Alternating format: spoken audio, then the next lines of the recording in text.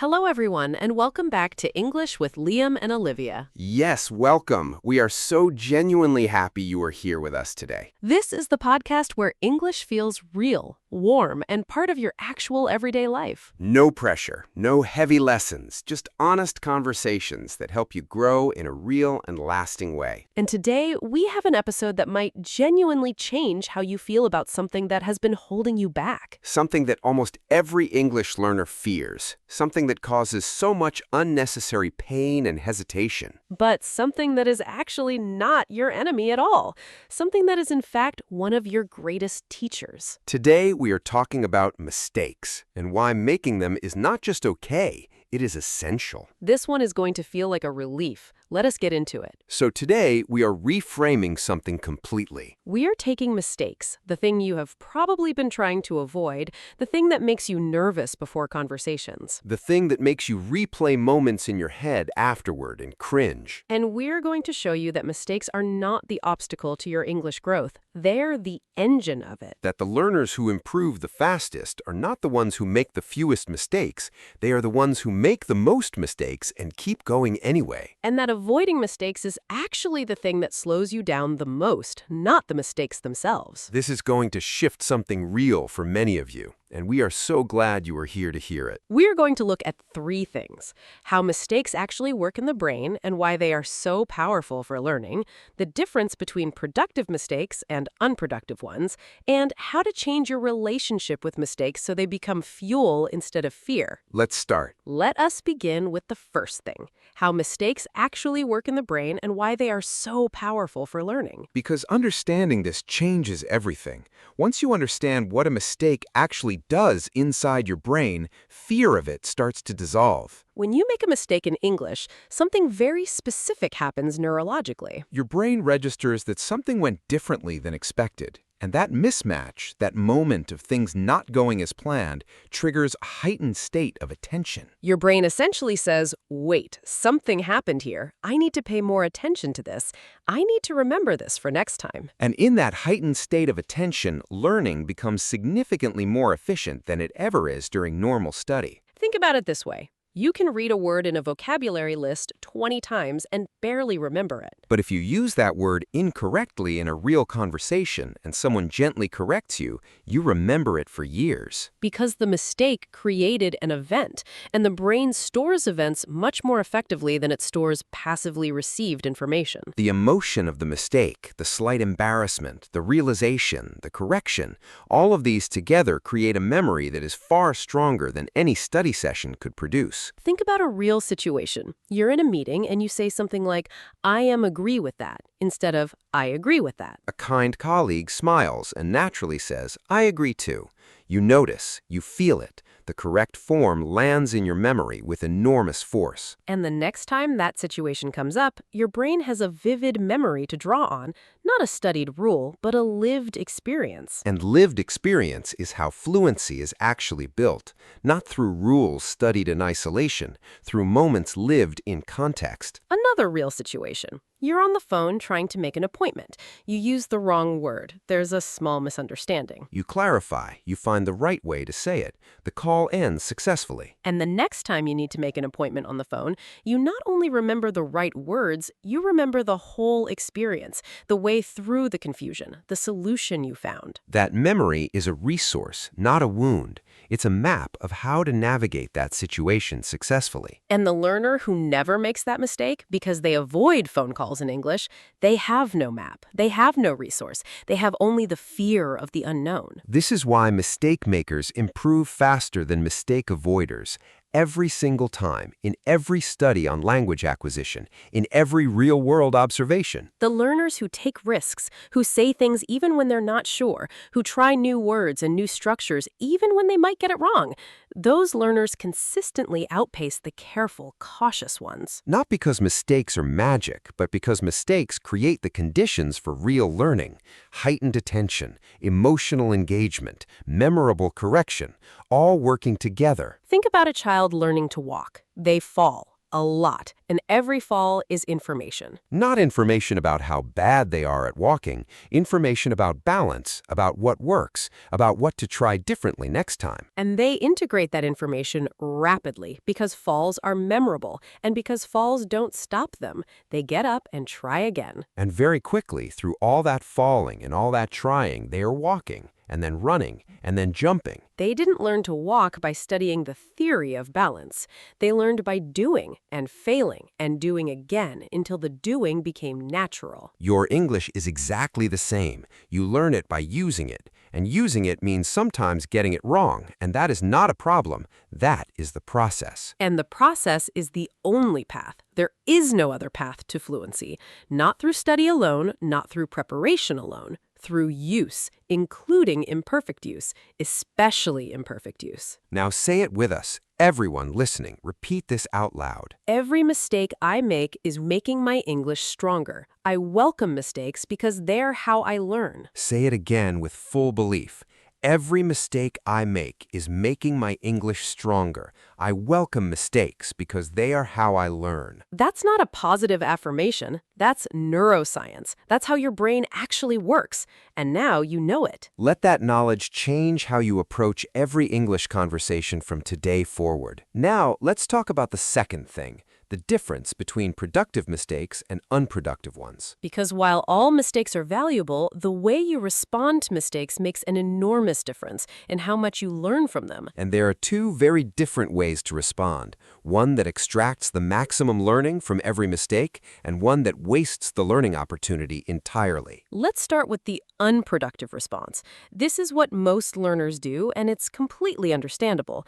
But it's also something to consciously change. The unproductive response to a mistake is shame, embarrassment that triggers withdrawal, replaying the moment over and over, deciding not to try again. This response is painful, and it's also very inefficient from a learning perspective. Because when you go into shame mode after a mistake, your brain shifts into a defensive state, and defensive states are not good learning states. In shame mode, you're not extracting information from the mistake, you're just feeling bad about it. And feeling bad about a mistake without extracting information from it is what we mean by an unproductive mistake. You paid the price of the discomfort, but you didn't collect the reward of the learning. The productive response is completely different, and it starts with one small mental move. Instead of treating the mistake as evidence of inadequacy, treat it as data. Interesting information, something to be curious about. You said something wrong. Okay, what specifically was wrong? What's the correct version?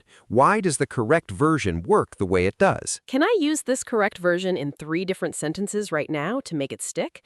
Can I find a situation tomorrow where I can practice the correct version intentionally? That's the productive response. Curiosity instead of shame, analysis instead of withdrawal, intentional follow-up instead of avoidance. And this productive response extracts full learning value from every mistake.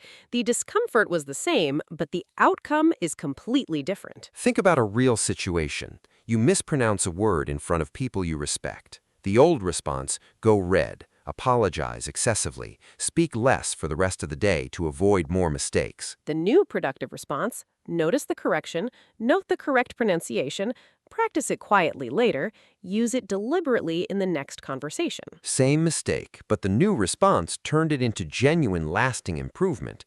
The old response just turned it into pain. Or a writing situation. You send an email with an incorrect expression. Someone responds and uses the correct version without commenting on yours. Old response, feel embarrassed. Reread the email 10 times, feeling worse each time. Spend more time worrying than working. New productive response, notice the correct expression in their reply, make a note of it, use it in your next email, and the one after that. A mistake was made. The mistake was noticed, the mistake was used, and the mistake is now part of your active knowledge permanently. That's productive mistake processing, and it's a skill you can develop. It doesn't come naturally to most people, but with conscious practice, it becomes a habit. And when it becomes a habit, every mistake becomes an asset. Every error becomes a stepping stone. Every wrong turn becomes a better map. The third real situation, you're telling a story in English and you use the wrong tense. Your listener looks slightly confused. Old response, lose confidence in the middle of the story, abandon the story, apologize, feel like your English is not good enough. New productive response, notice the confusion, recognize where the tense might have caused it, rephrase, finish the story, note the tense situation for later practice. And then the story got told, the connection with the listener happened, the mistake was acknowledged and moved past, and the learning was extracted. That's what a productive mistake looks like in real life. Imperfect, human, and genuinely useful. Say it with us now. Repeat this out loud. I treat my mistakes as data. I extract the learning and I move forward. Every mistake makes me better. Say it again. I treat my mistakes as data. I extract the learning and I move forward. Every mistake makes me better. That's the productive response in 3 sentences. Data, learning, moving forward. That's the cycle of growth. And every time you complete that cycle, you are a better English speaker than you were before the mistake happened. Now let us look at the third thing, how to change your relationship with mistakes so they become fuel instead of fear. Because knowing intellectually that mistakes are good for learning is one thing. Feeling it emotionally in real conversations is another. And it is the emotional response to mistakes that most learners need to work on, not the intellectual understanding. Most learners already know that mistakes are okay, but they still feel terrible when they make one. And the gap between knowing something and feeling it is bridged through practice, through deliberately changing the experience of making mistakes over time. The first thing to practice, normalizing mistakes through exposure. The more conversations you have in English, the more mistakes you make. And the more mistakes you make, the more your brain starts to register that making mistakes does not actually lead to disaster. Nothing terrible happens when you make a mistake in English. The conversation continues, the relationship is intact, the world does not end. And each time you experience this, your brain updates its threat model. Mistakes become less dangerous in your nervous system, not just in your understanding.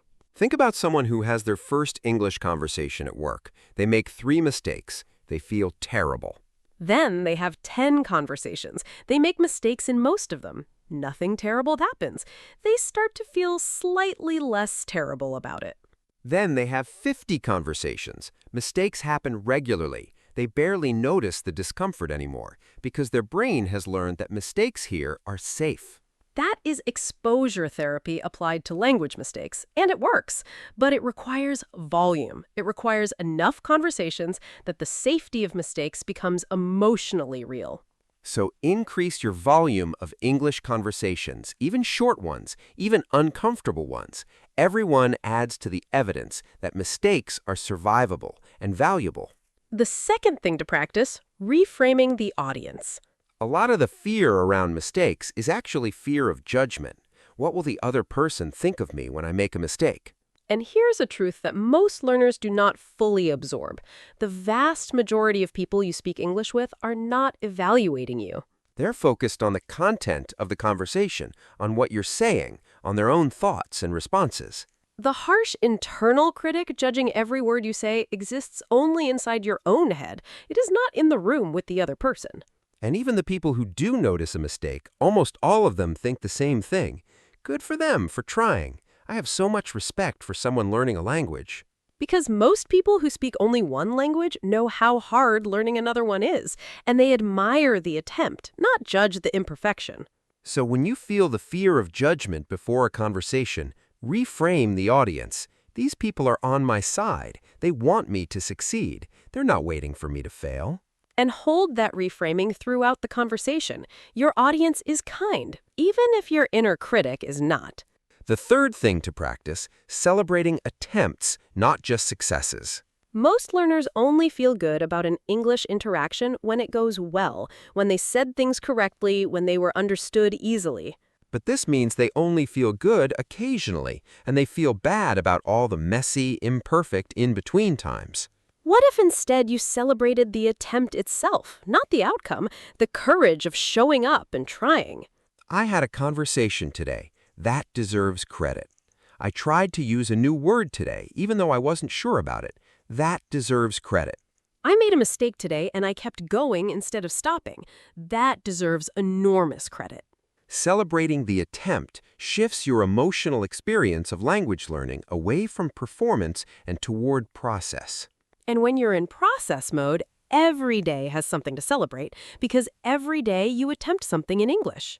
And attempting is what builds fluency, not succeeding on every attempt, just attempting, consistently, bravely, day after day. Now let's talk about some common mistakes learners make around mistakes themselves.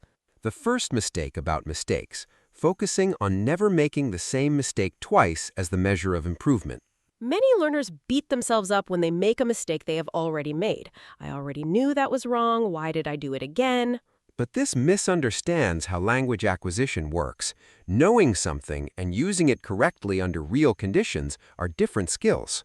You can know the correct form and still produce the incorrect one under pressure or tiredness or distraction. That is completely normal. The measure of improvement is not whether you repeat a mistake, it's how quickly you catch it, how natural the correction comes, how less frequent the mistake becomes over time. Not zero mistakes, just fewer and more quickly corrected ones. That's real and honest progress. The second mistake about mistakes, only practicing in conditions where mistakes are unlikely. Some learners carefully design their practice so they almost never make mistakes. They stick to topics they know well, situations they have rehearsed, sentences they are confident about. And while this kind of careful practice has its place, if it's all you do, it becomes a trap. Because in real conversations, you'll encounter topics you haven't rehearsed, situations you haven't prepared for, sentences you've never tried before. And if you've never practiced in conditions where mistakes are likely, real conversations will feel overwhelming. The fix is to deliberately practice at the edge of your ability. Try topics that are slightly too hard. Use words you're not completely sure about. Push beyond the comfortable, familiar zone. And yes, you'll make more mistakes there. That's the point. Those edge mistakes are the ones that expand your range the fastest. The third mistake about mistakes, waiting for someone else to correct you instead of developing self-correction. Many learners rely entirely on external correction, a teacher, a language partner, a more proficient speaker. And while external correction is valuable, the ability to notice and correct your own mistakes in real time is even more powerful. And this self-correction ability develops through paying attention, through listening to yourself as you speak, through reviewing conversations in your head afterward. Not obsessively, but curiously. What did I say there that felt off? What was I trying to say? What would have been more natural? That kind of curious self-reflection builds an internal English teacher, someone who helps you improve even when no external correction is available. And most real-life English conversations happen without a teacher present, so your internal English teacher is one of your most valuable language learning tools. Now, let's bring everything into real daily life situations together. Imagine someone starting a new job in an English-speaking environment. She's nervous. Her English is good, but she's very afraid of making mistakes in front of her new colleagues. First week, she barely speaks in meetings. She has things to contribute, but she holds back, afraid of saying something wrong, afraid of judgment. And she watches as other colleagues speak. Some of them make mistakes, small ones, wrong words, imperfect structures, and nothing happens.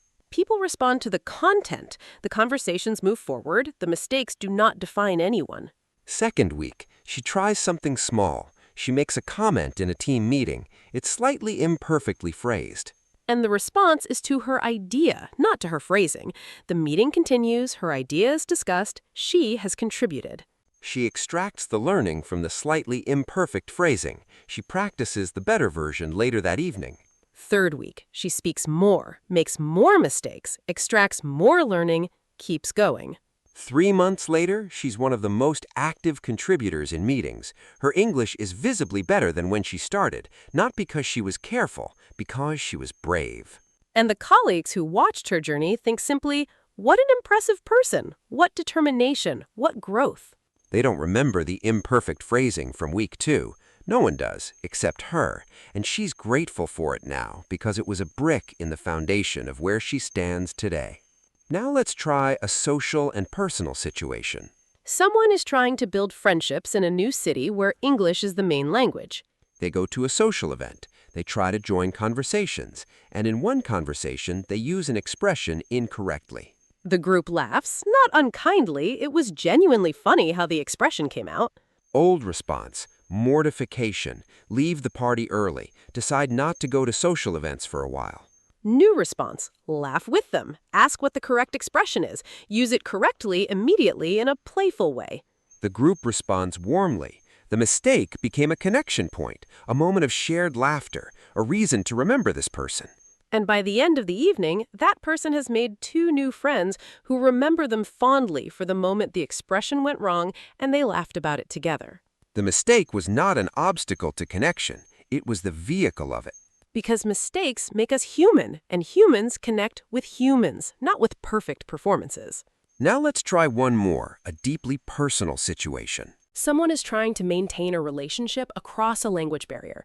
They call their partner who is more fluent in English. And they want to express something complex and important. They get partway through and make a mistake in how they express it. The meaning gets confused. There is a brief misunderstanding. Old response, give up on expressing the thing, say it does not matter, withdraw behind the language barrier. New response, laugh gently at the confusion. Try again. Use simpler words. Use more words. Build the meaning from different angles. And the second attempt gets there, not perfectly, but enough. The partner understands, the thing was expressed, the connection was made. And the person walks away from that call having done something hard, having pushed through a mistake into understanding. And the relationship is stronger for it, because they tried, because they kept going, because they did not let the mistake be the end of the sentence. That is the courage of mistake-making learners, the refusal to let imperfection be the final word. And that courage is what fluency is made of. Not certainty, not perfection, courage. Say it with us one final time. Everyone listening, say this out loud right now. I make mistakes in English, and I keep going anyway. That is what brave learners do, and I am a brave learner. Say it again.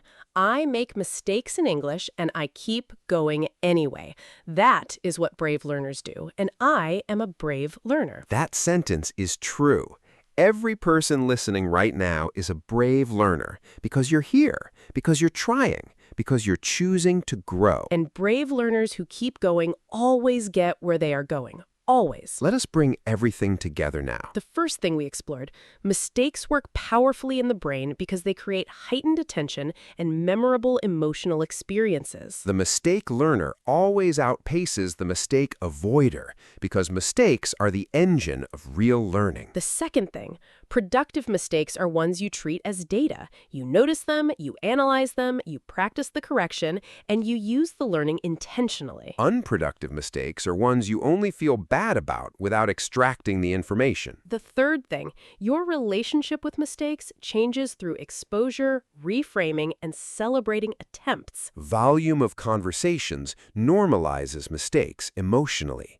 Reframing the audience removes the fear of judgment. And celebrating the attempt itself shifts you from performance mode to growth mode. And the mistakes about mistakes to avoid.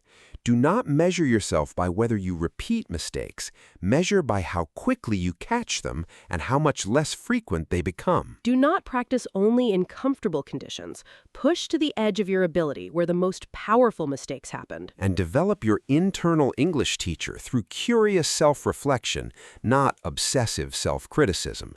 Curious self-reflection. Mistakes are not the sign that you are not good enough. They are the sign that you are trying something real, something hard, something worth doing. And trying something worth doing, imperfectly and consistently, is the only path to doing it well. You are on that path. Every episode, every conversation, every brave, imperfect attempt. Keep making mistakes. Keep extracting learning.